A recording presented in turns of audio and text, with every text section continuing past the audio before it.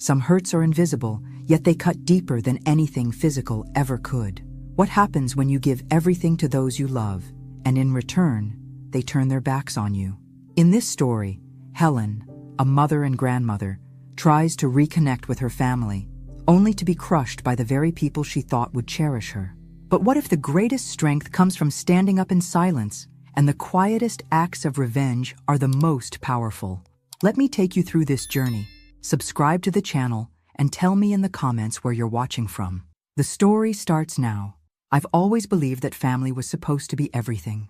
Growing up, my own family wasn't perfect, but I had my parents, my siblings, and a bond that felt unbreakable. When I married Tom, we promised we'd create something even stronger, something that would last for generations. But when Tom passed away last year, I felt like the foundation of my life crumbled right beneath my feet. I was left alone. No husband, no sense of direction. And so I began to search for something, anything, that would bring a spark back into my life. I thought that maybe, just maybe, I could rekindle something with my daughter, Amanda. She was my only child, and after all, she had her own family now, her husband, Ben, and their 2 kids. I wanted to feel like I was still needed, still relevant in their lives. So when Amanda and Ben bought a new house, I didn't think twice. I paid off their mortgage, the entire thing, all at once. It was my gift to them, a way to show I cared, a way to show I was still part of their world. It wasn't just money. It was a symbol that I was still there, still a mother, still a part of their family. But what did I get in return?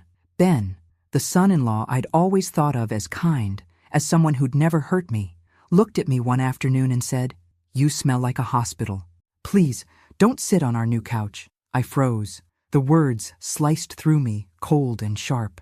It was a small thing, sure, but in that moment, it hit me harder than I could have ever imagined. That sofa was new, yes, but it wasn't the sofa I was focused on. It was the way he looked at me, the way he spoke to me, as if I didn't matter, as if I was some inconvenience. I wanted to scream, I wanted to cry, but instead, I forced a smile and left the room. That's what a mother does, right? She sacrifices. She puts her own feelings aside for the good of her children. At least, that's what I always told myself. As I walked out of their living room, I couldn't shake the feeling that something inside me had snapped. I had given them everything. I had given them my love, my money, my time. And this was how they repaid me? With disdain? With coldness? It was more than I could bear, but what could I do? I was just their mother. I was just the person who had helped them, who had tried to build a bridge between us. That night, I stayed in my own home, alone. I cried, not for what had happened that day, but for the years I had spent giving everything of myself to my family, and yet feeling like I had nothing left to show for it. The next few weeks were even worse. Ben didn't change, didn't apologize. Amanda didn't even acknowledge it. But every time I went to their house, I could feel the distance growing between us. It wasn't just the physical space, the couch that I wasn't supposed to sit on. It was the emotional distance. I was an outsider in my own family, and worse, I was invisible. I wanted to fix it. I wanted to find a way back into their hearts. But with every passing day, it felt like the door was closing more tightly, and with every cold interaction, I could feel my heart slowly breaking. But one thing was becoming crystal clear. I was no longer willing to accept this. I had been giving, sacrificing, and loving for years, only to be met with cruelty and disregard. And the worst part? No one cared. No one noticed how much it hurt. Not Amanda, not Ben, not anyone. And then, it hit me like a bolt of lightning. If I wanted to be seen, if I wanted to be respected, I couldn't keep being the person who just gave and gave. I needed to change, and I would change. But the question was, how? I stood in my living room, staring out the window at the empty street outside. The cold wind whipped through the trees, sending shivers down my spine. But something inside me had shifted. I wasn't going to take this anymore. I didn't know how yet, but I would make them see me. I would make them respect me. I wasn't just Helen anymore. I was someone different now, and I'd start showing them. The days that followed were a blur of silent torment. I went about my life, but it was as if everything had changed overnight. I had tried, for so many years, to be the good mother, the supportive mother-in-law, the grandmother who was always present, always available.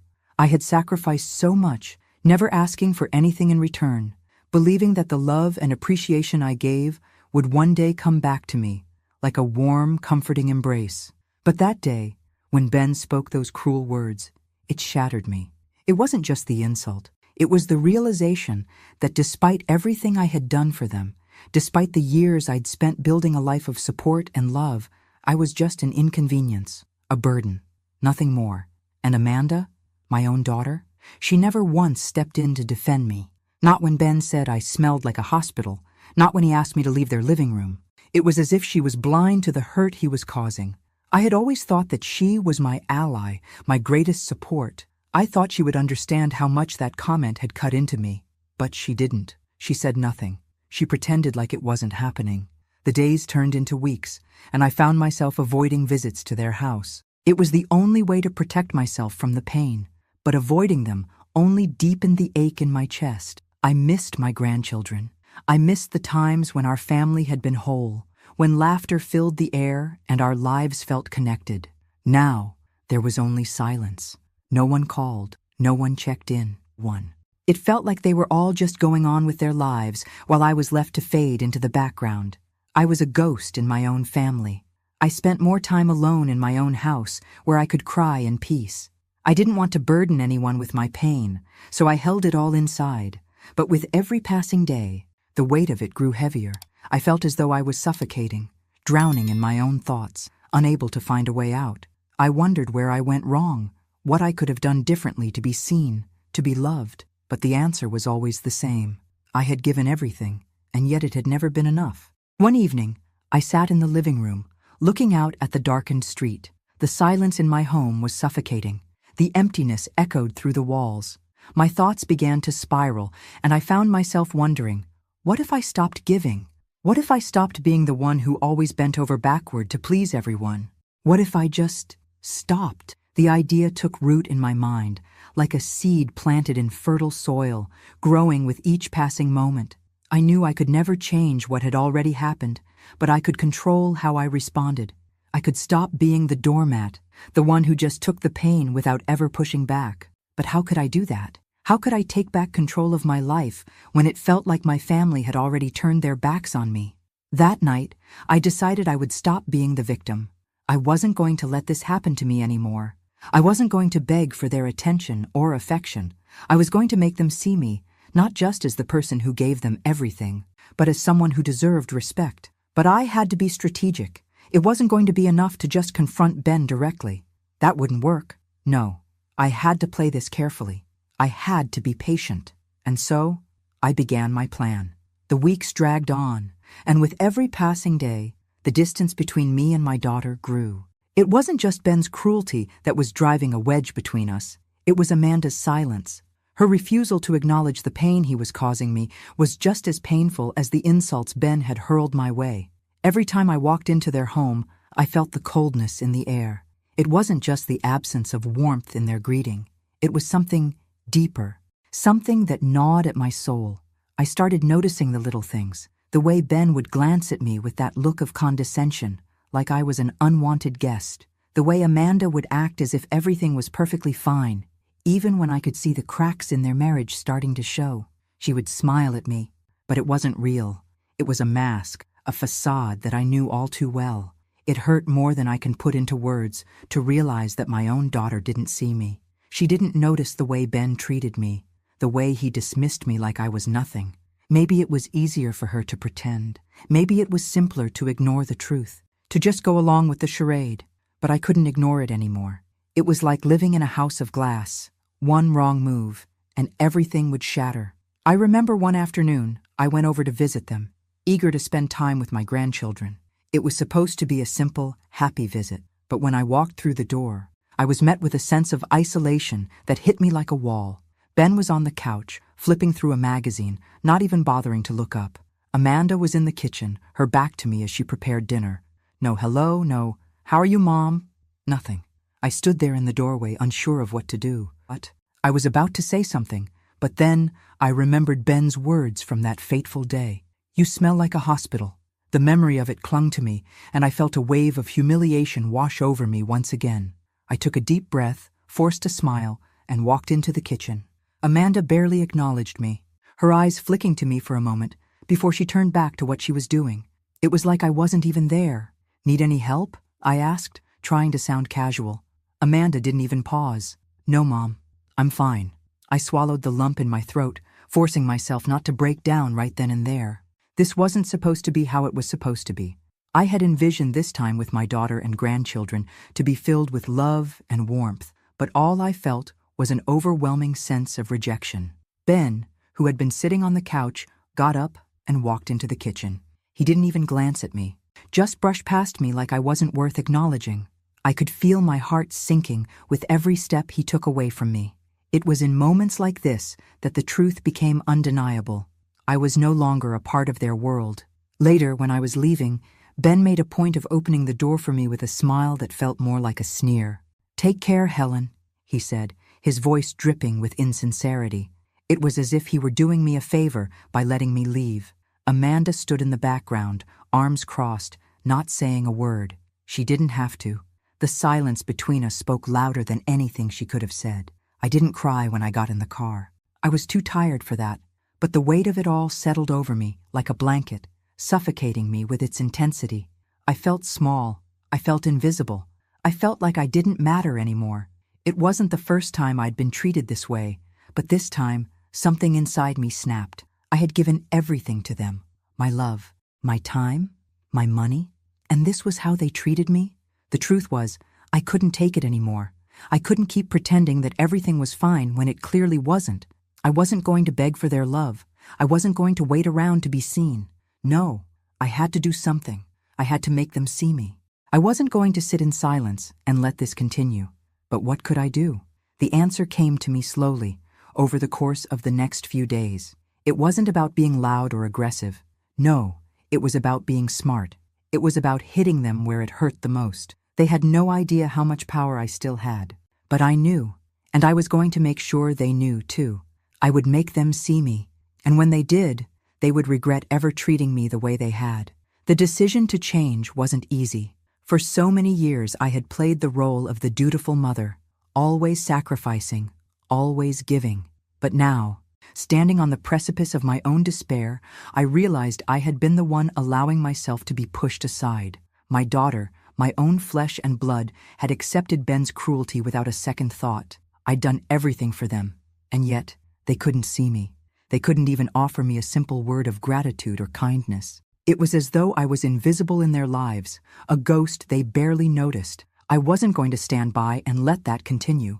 It had been months since Ben's cruel words, but the sting of them hadn't faded.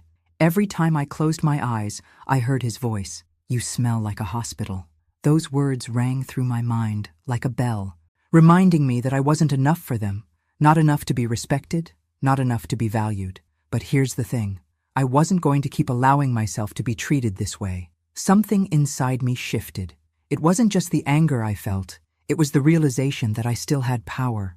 I'd been so focused on making them happy, on playing the role of the selfless mother and grandmother, that I had forgotten about myself. I had forgotten about my own needs, my own desires, my own worth. No more.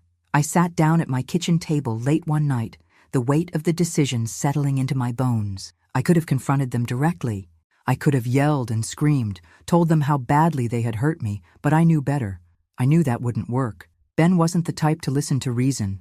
And Amanda, well, Amanda had her own struggles. Confrontation would only push them further away. But if I hit them where it hurt, if I made them feel the consequences of their actions, they would finally notice me. They would have no choice but to see the woman they had been taking for granted all this time. I started to think about all the sacrifices I'd made for them over the years, the mortgage I had paid off for their house, the times I had picked up the pieces for Amanda when she needed me, the countless hours I had spent making sure their lives ran smoothly. And what did I get in return? Nothing but coldness and disdain. I couldn't undo the past, but I could change how I was going to respond from here on out. I had to take control of my life again. I had to stop being the victim, stop waiting for them to change, and start making the changes myself. The first thing I decided to do was stop paying the mortgage. I had been covering the entire amount for months, thinking it was a way to help them, a way to show my love. But I had been wrong. I wasn't helping them. I was enabling them, enabling their disrespect. It wasn't a decision I made lightly. I had always been a woman who believed in family, in helping those you loved, no matter the cost. But what good was my help if it was only being used as a tool to control me, to keep me in the background? They didn't appreciate me. They didn't even see me. And that needed to change. So I stopped paying the mortgage, just like that. The following weeks were tense, but I kept my resolve. I refused to call or check in. I didn't want to know what was happening in their lives anymore. If they wanted me, they would have to come to me. They would have to see me, really see me, for the first time in years. At first, nothing happened. The phone didn't ring, the doorbell didn't ring, and I didn't hear from Amanda or Ben. But then, slowly, things began to change. I could feel it in the air. I knew that they were starting to feel the pressure. The silence between us was deafening, and I wasn't sure how much longer they could ignore the growing rift. But I wasn't going to give in. I wasn't going to be the one to break the silence. I had done enough for them, given enough of myself. It was their turn now. They had to come to me. I knew that this was just the beginning. I had taken the first step in regaining control of my life. But there was still more to be done.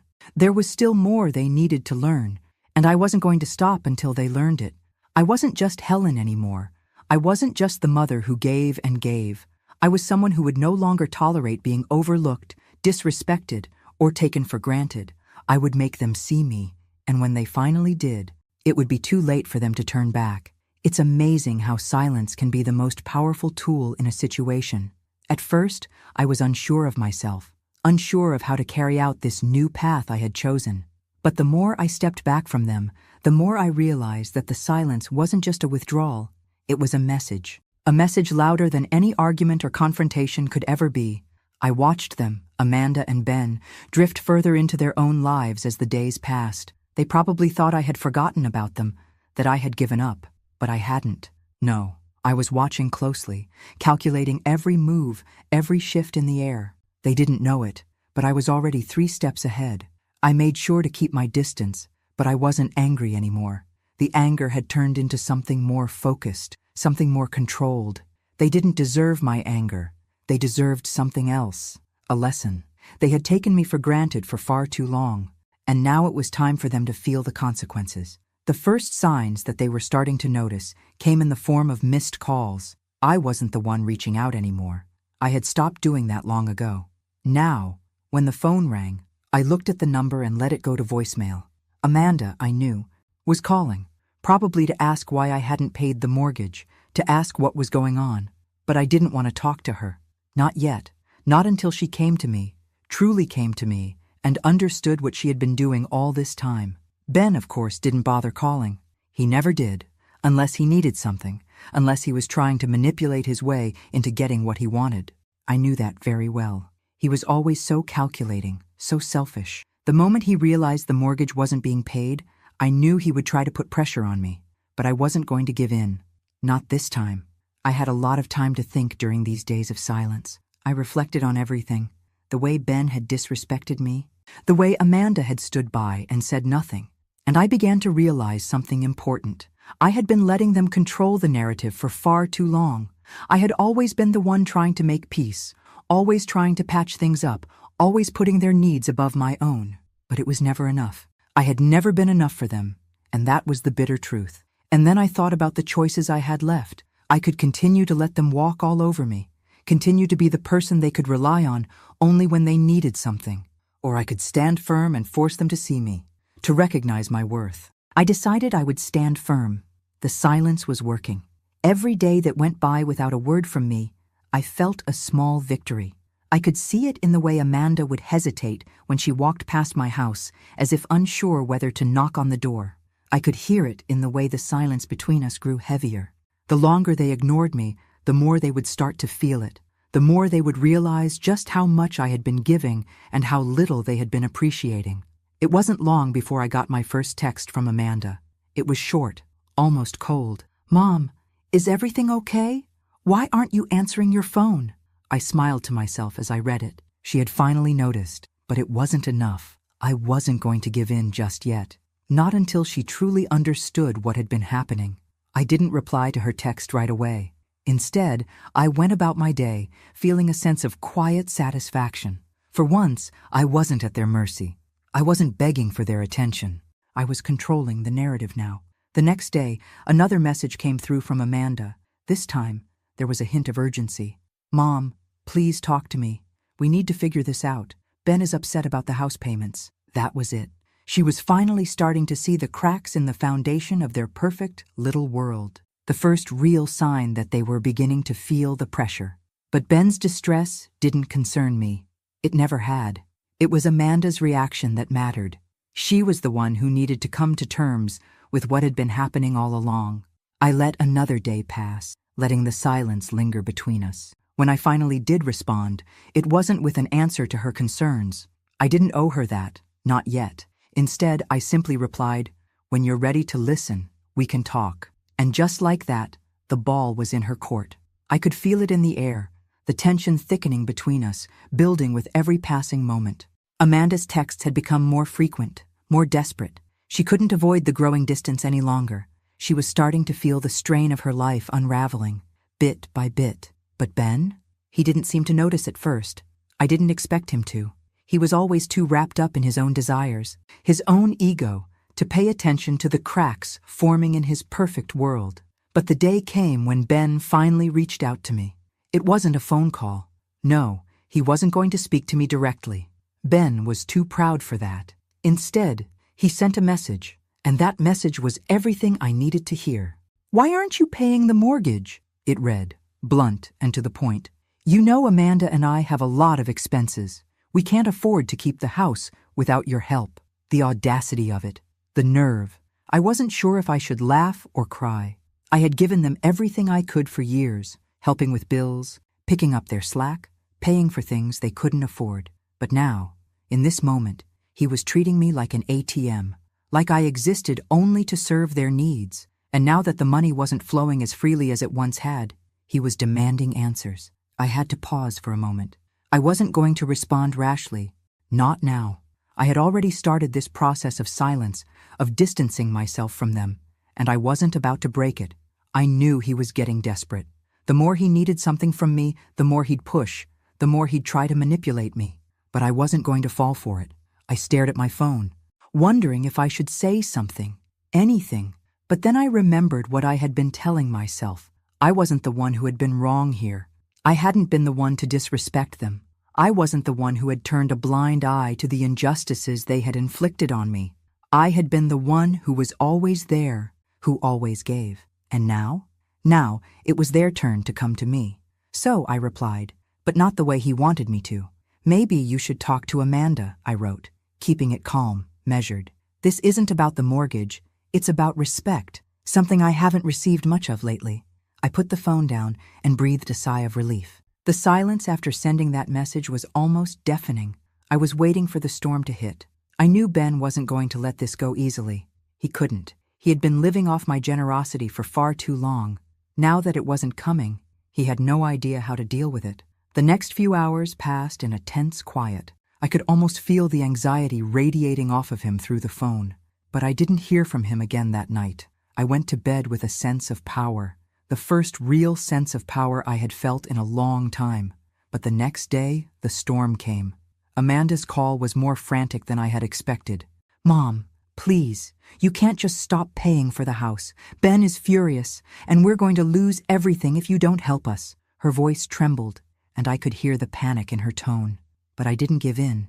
This wasn't about the house or the money anymore. It was about the deeper issue, respect. They had taken me for granted for so long, and now that I wasn't enabling them anymore, they were reeling. I let the silence stretch for a few seconds before I spoke, my voice calm but firm. "I'm not going to be your safety net anymore, Amanda," I said. "You and Ben need to figure this out. You need to stop treating me like I'm just here to solve your problems." There was a long pause on the other end of the line. I could hear her breathing, trying to compose herself. Then softly, almost apologetically, she spoke. "I know you're upset," she said, "but Ben doesn't understand. He doesn't know how to handle all this pressure, and I don't know what to do anymore." I closed my eyes for a moment, letting the weight of her words settle in. I wasn't angry at her. I was angry at the situation, at how Ben had manipulated everything around him, at how Amanda had let him get away with it. But what could I do? I couldn't fix this for her. She had to fix it herself. You need to stand up to him, I told her. You need to stop allowing him to treat you like this. But no, Amanda, you need to be stronger than this. You need to take control of your life. I can't do that for you anymore. The line went silent, and for a moment, I wasn't sure if she was even going to respond. But then she did, her voice small and fragile. I'll try, she whispered. I hung up the phone feeling something I hadn't in a long time. Relief. It wasn't going to be easy. I knew that. But Amanda had to make her own decisions now. She couldn't keep using me as a crutch to avoid the truth. The stage was set now. Ben's desperation was only going to grow. And when he pushed hard enough, I would be ready. But for now, I had to let him feel the weight of his own actions. I had already given them everything I could. Now, they had to see the cost of their neglect. The days that followed felt like a pressure cooker slowly reaching its boiling point. Ben was no fool. The moment he realized I wasn't going to bail him out, the full extent of his temper began to show. The messages and calls from Amanda continued to pour in, but it wasn't the frantic, pleading messages that got to me. It was Ben's silent retaliation that made my stomach churn. At first, the silence between us was a sort of weapon. It was calculated, but the more I watched Amanda struggle with it, the more I realized that the silence was no longer enough. Something else was happening beneath the surface, something that I hadn't fully understood before. Ben was beginning to show his true colors, and it wasn't pretty. It started with little things, but I began to notice them all. Amanda would mention offhandedly that Ben seemed more on edge lately, more irritable, more distant. She didn't seem to connect it to the fact that he was losing control over his life. He couldn't fix the house without my money.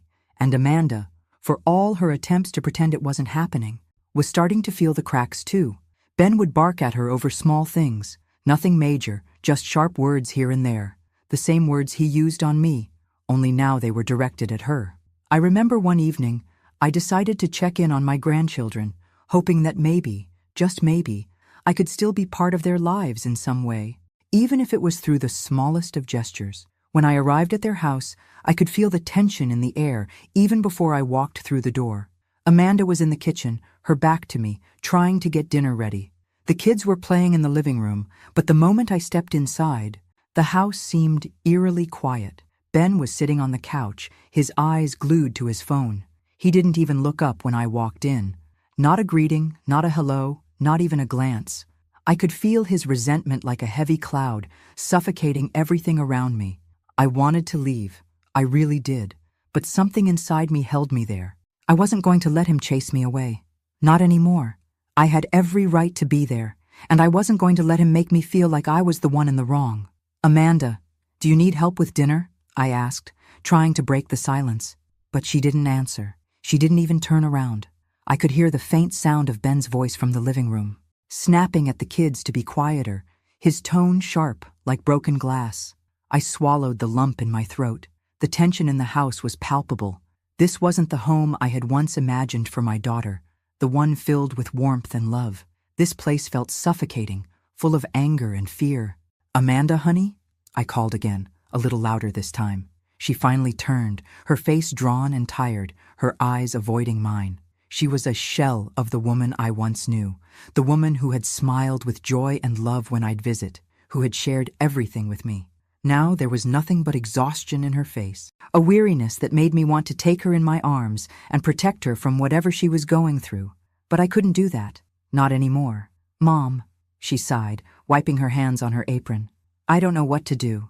Ben, he's just so angry all the time. He's not the man I married anymore. I could see the tears welling up in her eyes, but she held them back. I wanted to rush over to her, tell her everything was going to be okay, that I would fix it, that I could fix him. But I couldn't. She had to find the strength to fix it herself. You have to stand up for yourself, Amanda, I said, my voice low but firm. You can't let him treat you like this. You deserve better. She shook her head. I can't. I don't know how. He's changed, and I don't know how to handle it anymore. I looked over at Ben, still glued to his phone. He didn't even care that I was standing there. He didn't care that his wife was breaking down. He was too focused on his own problems to see what was happening right in front of him. It was clear that Ben didn't just disregard me. He disregarded everyone. He was so consumed by his own need for control and power that he couldn't see the devastation he was leaving in his wake. "I know you're scared, Amanda," I said quietly, my heart breaking for her. "But you don't have to be scared anymore. You don't have to let him keep controlling you. You are stronger than you think." The words hung in the air, heavy with truth. Amanda finally looked at me, really looked at me, for the first time in a long time. And for the first time in a long time, I saw a flicker of something in her eyes, something more than just exhaustion. It was hope. She didn't say anything, but she didn't need to. The look she gave me told me everything I needed to know.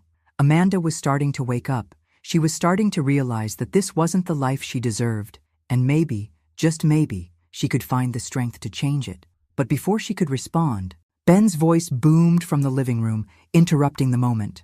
"Are you done in there yet, Amanda? The kids are waiting to eat." I saw Amanda flinch at his tone, and my heart twisted. I wanted to do something, to stand up to him, to tell him off right there and then. But I didn't. Not yet. This was Amanda's battle, not mine. "I'm coming," she muttered, her voice barely above a whisper. As she walked past me, I put a hand on her shoulder. "You don't have to be afraid of him, Amanda. You have the power to change this. You just have to believe that." And with that, she nodded, though I could see the conflict in her eyes. I didn't know if she would find the strength to do what needed to be done, but I had to believe she would. As I left their house that night, I could feel the shift in the air. Ben's influence was beginning to slip, and though it would take time, I knew that Amanda was beginning to see him for what he truly was. But the question now was, would she find the courage to stand up to him before it was too late? I had done what I could. I had offered the words of wisdom, the encouragement, the support. But deep down, I knew this was Amanda's fight now. It was her life, her marriage, her decision whether to stand up to Ben. But as each day passed, the weight of the situation pressed harder against my chest. The more I saw the cracks forming in their relationship, the more I realized that if Amanda didn't make a choice soon, the consequences would be too great. I couldn't just stand by anymore and hope for the best. I couldn't let Ben keep abusing my daughter, emotionally and mentally. I had seen the way he treated her, the way he manipulated her, the way he tore her down a little more each day. His cruel words had only gotten worse, and I wasn't blind to the marks he left on her. Not physical ones, but the emotional scars that were starting to pile up. Amanda wasn't just sad anymore. She was lost, and it crushed me to see it. I had raised her to be strong, to stand up for herself, to fight for what was right. Yet here she was, trapped in a marriage with a man who used his power to break her down. Ben had broken her in ways that weren't visible to the eye, but I could see it. I could feel it in the way she walked around with her head down, the way she hesitated before speaking, the way she second-guessed every decision. She was suffocating under the weight of a man who had no respect for her, and worse, I had let it happen. I had stood by for too long, waiting for her to find the courage to break free on her own. But now, after everything, I realized it wasn't enough, not anymore. And that's when I made the decision I had been circling around for weeks. I couldn't save Amanda from herself, but I could save her from Ben. I would not sit idly by while he continued to manipulate her. It was time to take a stand. It was time to do what needed to be done, even if it was drastic, even if it meant crossing a line I hadn't considered before. I picked up my phone and made the call. James. A name I hadn't uttered in years, but someone who, if I was honest with myself, had always been there, lurking in the background, waiting for me to make a move. James wasn't the kind of man you called unless you were desperate. He was a former private investigator, now working outside the law, solving problems for people who didn't want to get their hands dirty. He had a reputation for getting results, but not through kindness or diplomacy. He was, as the saying goes, a fixer. I hadn't wanted to go to him. I had thought I could handle this on my own, that the situation would resolve itself if I gave it time. But I had misjudged just how deeply Ben's control ran. I could see now that my daughter wasn't going to get out of this mess on her own. I needed someone who could send a message without the need for words. When James picked up, I didn't waste any time. "James," I said, my voice steady, calm, but determined. "I need a favor, something drastic." He listened, as he always did, without interrupting. By the end of our conversation, he understood what I needed from him. He didn't ask questions. He didn't offer advice. He simply agreed, and that was all I needed. I hung up the phone, my heart pounding in my chest. There was no turning back now. I had made my choice. The next few days were filled with an eerie sense of calm. I didn't hear from Amanda or Ben. They were in crisis mode. I knew. Ben was angry, more angry than usual, and Amanda was trying to hold everything together. I watched from a distance as their world crumbled, as Ben's control over Amanda started to slip. But I also saw something else, a flicker of light in Amanda's eyes, a sign that she was beginning to see through the facade. She wasn't fully ready to break free yet, but she was beginning to question things. I could tell. And then, one evening, James made his move. I wasn't there when it happened. I didn't need to be, but I knew he had done what was necessary. I had trusted him to send a message loud and clear, without causing irreparable harm. And he did. It was subtle, but effective. Ben would understand the message immediately. The next day, I received a call from Amanda. Her voice was shaky, but there was a new sense of clarity in it. "Mom, I don't know what happened, but I'm scared. Ben, he's different. Something's not right." I took a deep breath, steadying myself before I responded. "Amanda," I said softly, "it's time. You need to stand up for yourself. You need to take control of your life." She was silent for a long moment, and I could feel the weight of her decision hanging between us. But then, finally, she spoke. "I don't know if I can. Mom, I don't know if I'm strong enough." "You are," I said, my voice firm, reassuring. "You are stronger than you know." I didn't need to say anything more. She knew what she had to do. It was only a matter of time before she made her choice, before she found the courage to walk away from Ben for good. The silence, the pressure, the emotional toll, everything was building toward this moment. And now, I could only wait and watch as Amanda found the strength she needed to break free. I had done what I could. I had set things in motion. And now, the rest was up to her. The tension that had been building for weeks finally came to a head. I had watched, patiently waiting, knowing that Amanda would have to make her decision soon. I had set things in motion, but ultimately, it was up to her. I couldn't make the choice for her. I couldn't fix her marriage for her. But I had given her the tools. I had given her the push she needed. And now, I just had to wait for her to act. The phone call came on a Friday afternoon. It was Amanda, her voice shakier than usual. "Mom, I don't know what to do," she whispered, as though afraid someone might hear her. He's out of control. I don't even know who he is anymore." I felt a lump form in my throat. My heart broke for her, but this was the moment I had been waiting for. The tipping point had arrived. "Amanda, listen to me," I said, trying to keep my voice calm, steady. "You don't have to keep living like this. You have the strength to leave, to take back control of your life. You don't have to be afraid anymore. I'm here. I'll help you." There was silence on the other end. For a moment, I thought maybe she hadn't heard me. Maybe she was still too scared to take the leap.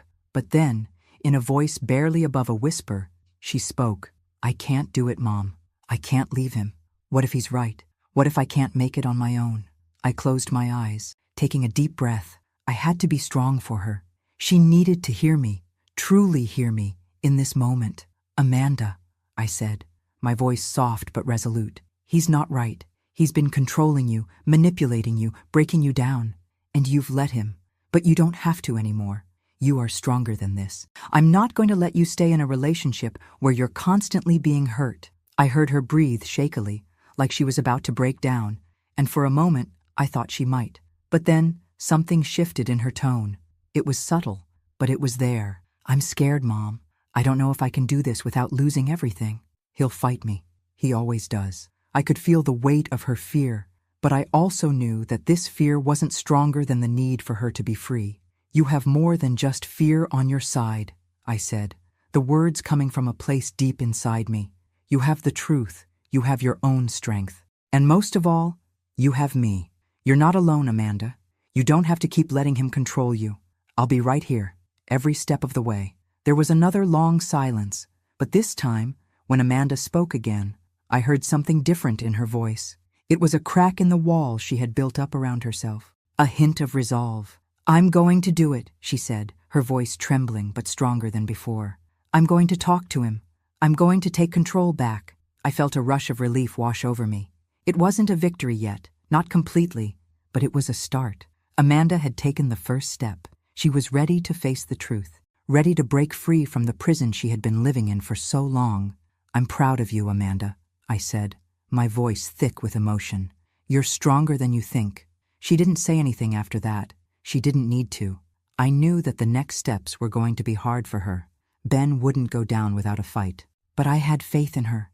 I knew that she could do this. That night, I waited for the inevitable phone call from Amanda. I knew it wouldn't come right away. There was still so much to work through. But as I sat in my living room, I felt a weight lift off my shoulders.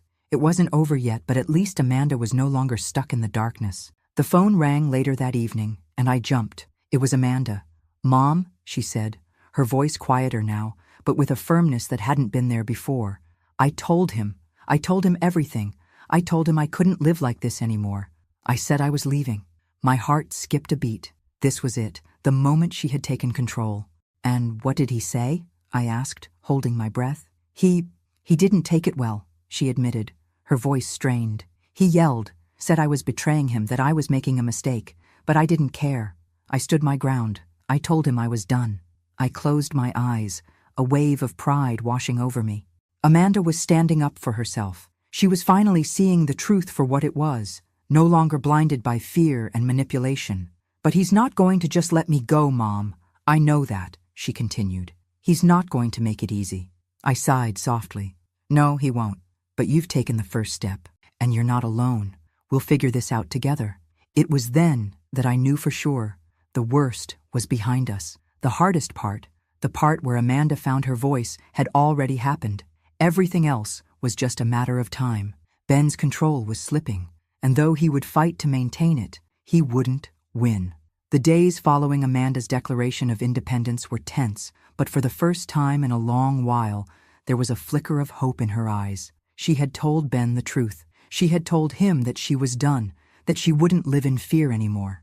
It was a bold move, but one that set the stage for what was to come. I knew it wouldn't be easy for her. Ben was not the kind of man who let go without a fight. He had spent years manipulating and controlling, and he wasn't going to simply give up his power over Amanda without a fight. I could feel the storm brewing, but it wasn't a storm I was going to let Amanda face alone. She had taken the first step, and now it was my turn to make sure she didn't have to face it in isolation. The next time I saw her, she was different. There was a new resolve in her posture, a new light in her eyes, but I could see the toll it had taken on her. The stress, the fear. She was living in a pressure cooker, knowing Ben would retaliate. "Mom," she said quietly, sitting across from me in my living room. "He's furious. He keeps telling me I'll regret this, that I'm making a huge mistake. But I'm not going back. I can't." I looked at my daughter, my heart swelling with pride. This wasn't easy. It was never going to be easy.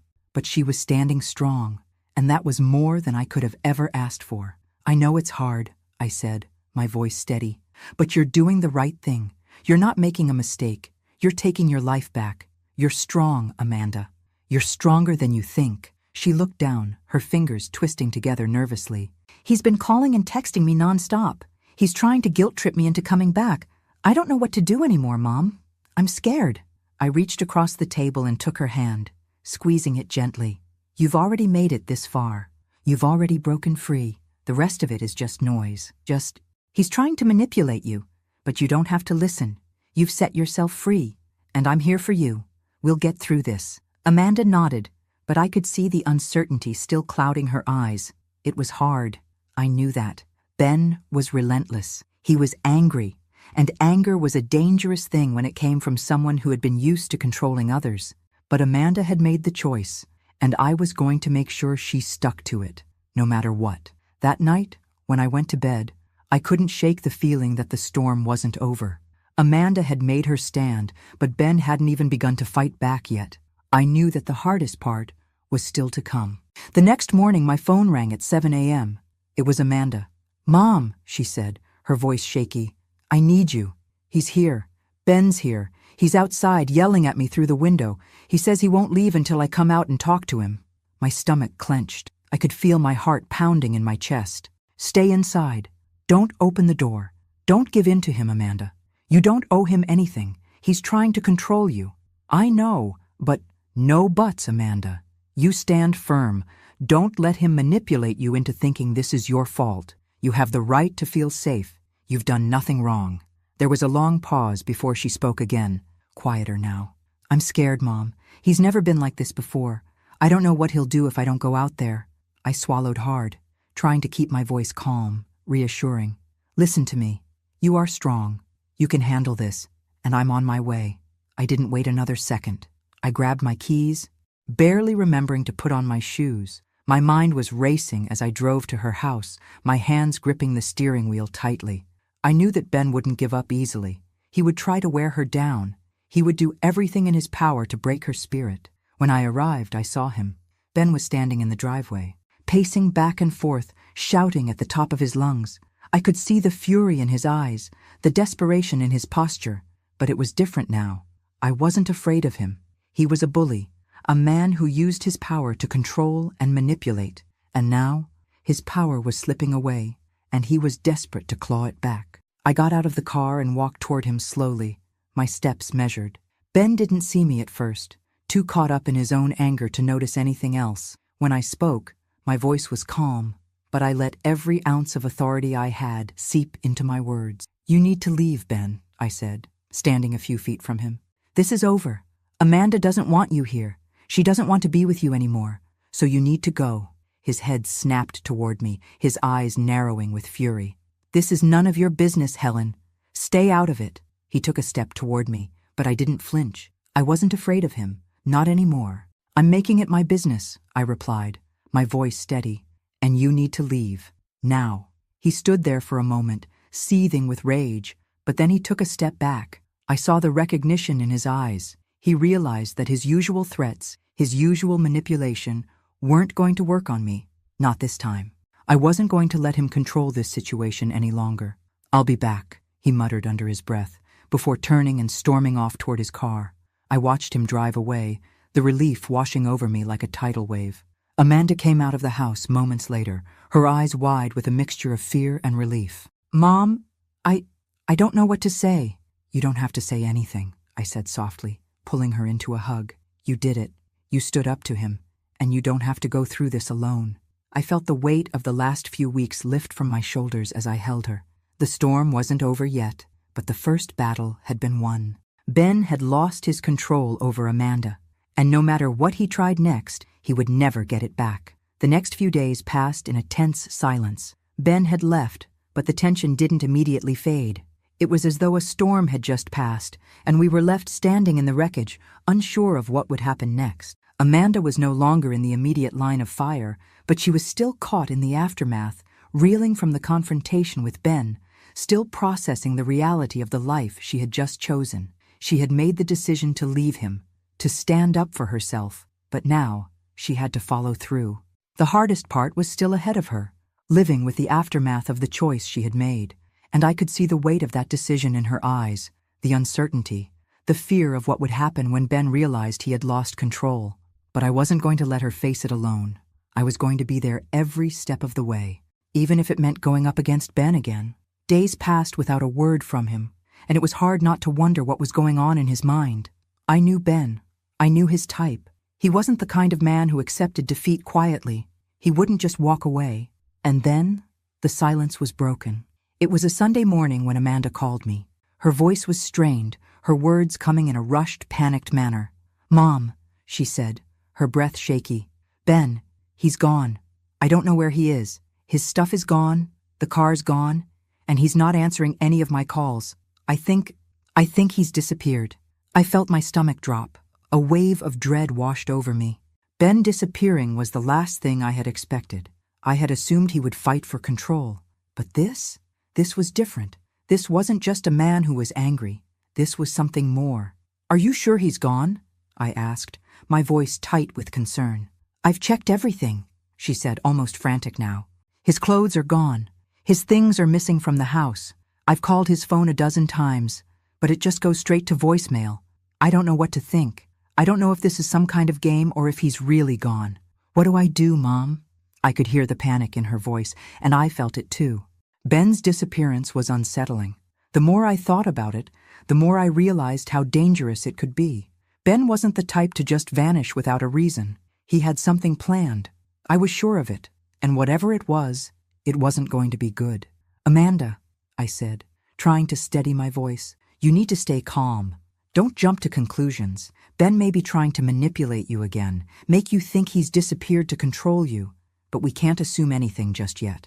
I paused for a moment, thinking, you need to make sure you're safe. Lock all the doors, keep the windows secure, and don't engage with him if he reaches out. We'll figure this out together. I'm scared, Mom, she said, her voice barely a whisper. What if he's dangerous? What if he's planning something? I'm here, Amanda, and I'm not going anywhere. We'll get through this. Just stay strong, okay? The call ended, and I sat in stunned silence. I felt a knot tighten in my chest. Ben's disappearance was more than just a strange event. It was a red flag, the kind of red flag that no one should ignore. I knew that the peace I had been hoping for wasn't going to come easily. Ben wasn't done yet, not by a long shot. The next few hours were filled with uncertainty. Amanda kept texting me updates, but the messages were all the same. Ben hadn't come back, hadn't reached out, and there was still no sign of him.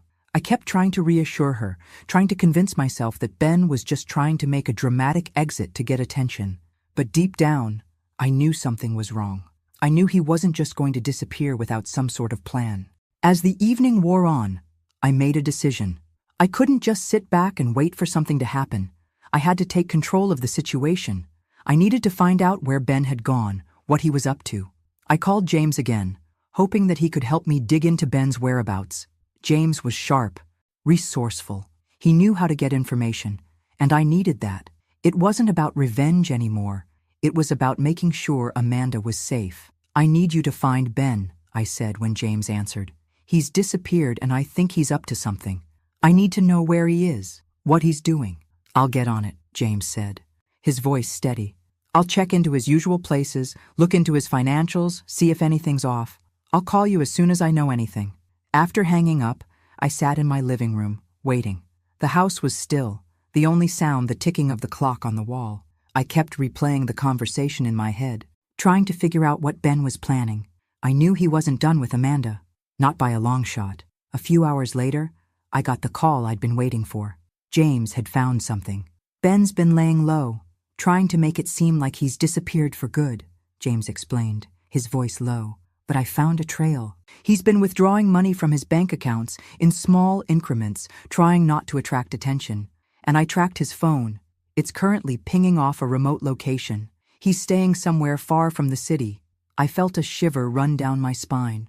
Ben was plotting something. He wasn't going to let Amanda go that easily. I didn't know what he was planning, but I was certain it wasn't good. Can you find out where he is exactly? I asked, my heart racing. I'm on it, James said. I'll let you know as soon as I have more details. As I waited, I couldn't shake the feeling that something dark was unfolding. Ben was out there, somewhere, plotting his next move. And Amanda? She had no idea what was coming, but I would make sure she was ready. I would make sure she was safe. The next few days felt like a waiting game. Every moment stretched longer than the last, and the anxiety that had settled in my chest never fully went away. I kept replaying every conversation, every move that Ben had made, trying to decipher his motives. James had given me the information I needed. Ben was hiding out in a remote cabin, far away from the city. I hadn't heard from him, and I knew that he wasn't the type to just disappear without a reason. He was scheming, plotting, and I had no idea what he was planning next. Amanda was still shaken by his sudden disappearance. The unknown was driving her to the edge of her nerves, and I could feel her fear creeping into our conversations. Every time she texted or called, I could hear the uncertainty in her voice. The fear of what could happen if Ben resurfaced. I had to make sure she stayed strong. She had already made the hardest choice, leaving him. But now, she had to stand firm. We both did. It was late one night when the call came. It was James. Helen, I've got the location. I found where he's been staying. I can't promise he'll be alone, but he's holed up in a cabin on the outskirts of town, just outside the woods. It's isolated, no neighbors, but it's a decent place to hide if you want to stay under the radar. I felt a cold shiver run through me. This wasn't just a man trying to get away. This was Ben making a calculated move. He was hiding out, waiting for something, waiting for Amanda to break, waiting for the right moment to get control back, and I wasn't about to let that happen. James, we can't let him come back, I said, my voice shaking with determination. He's dangerous. If he tries to come after Amanda again, I need to know. I need to be ready. I'll keep tabs on him, James reassured me. But if you want to confront him, you need to be careful. He's unpredictable. I didn't need him to tell me that. I knew Ben. I knew he wouldn't go quietly. But it wasn't just about confronting him anymore. It was about making sure Amanda was truly free from his grip. If Ben thought he could just disappear and come back when it suited him, he had another thing coming. The next morning, I called Amanda and told her what I had learned. I kept the conversation calm, despite the fire that was building inside me. I had to keep her steady, keep her from panicking. I know you're scared, I said softly. But this is it. This is the final piece. Ben's been hiding out, but he's not coming back. We're going to make sure of it. She was quiet on the other end of the line. Then finally, what do we do, Mom? I exhaled slowly, looking out the window at the horizon, feeling the weight of what had to come next. We take control. We make sure he knows that he has no power over you anymore. Later that afternoon, we headed out to the cabin. James had given me the details, the layout, the isolated nature of the place, the fact that Ben was staying there by himself, at least for now. He had gone into hiding, but there was no way we were going to let him come back into Amanda's life. No way he could continue to manipulate her. Amanda was shaking when she got into the car with me. She had been so strong up until now, but I could see how afraid she was. She wasn't sure what to expect, and honestly, neither was I. I'm not sure I can do this, Mom, Amanda whispered as we drove, her eyes wide with fear.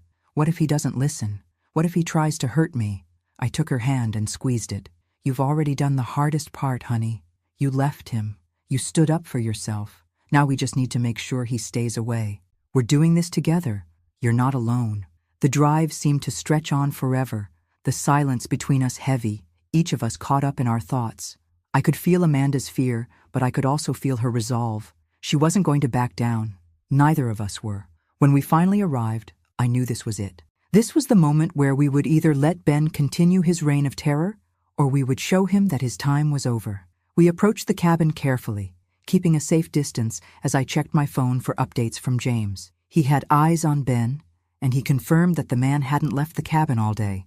It was now or never. Stay close, I whispered to Amanda. She nodded, her face pale but determined. I knocked on the door, my heart racing in my chest. There was a long pause, and then the sound of footsteps from inside. The door creaked open just a crack, and there he was, Ben.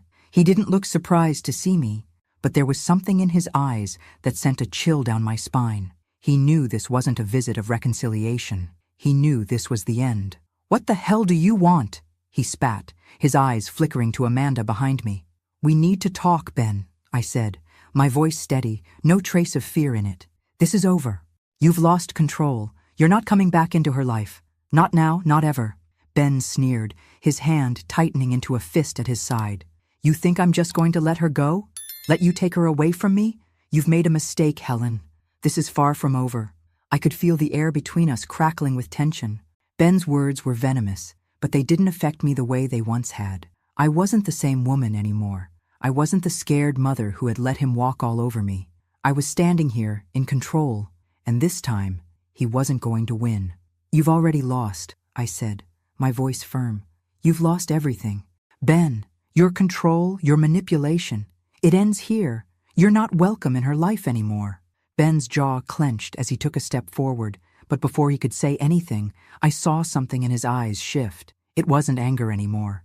It was fear. He was realizing that he had no more cards to play, that the power he had once held was gone. With one last venomous glare, he turned and slammed the door shut, leaving us standing there, together, in the silence that followed. We had done it. We had taken control back, and for the first time in years, I felt the weight of the past lift off my shoulders. Amanda looked up at me, her eyes wide with a mix of shock and relief. Mom, it's really over, isn't it? I nodded, pulling her into a tight hug. It's over. You're free. And with that, I knew everything had changed for both of us. Thanks for listening. Don't forget to subscribe and feel free to share your story in the comments. Your voice matters.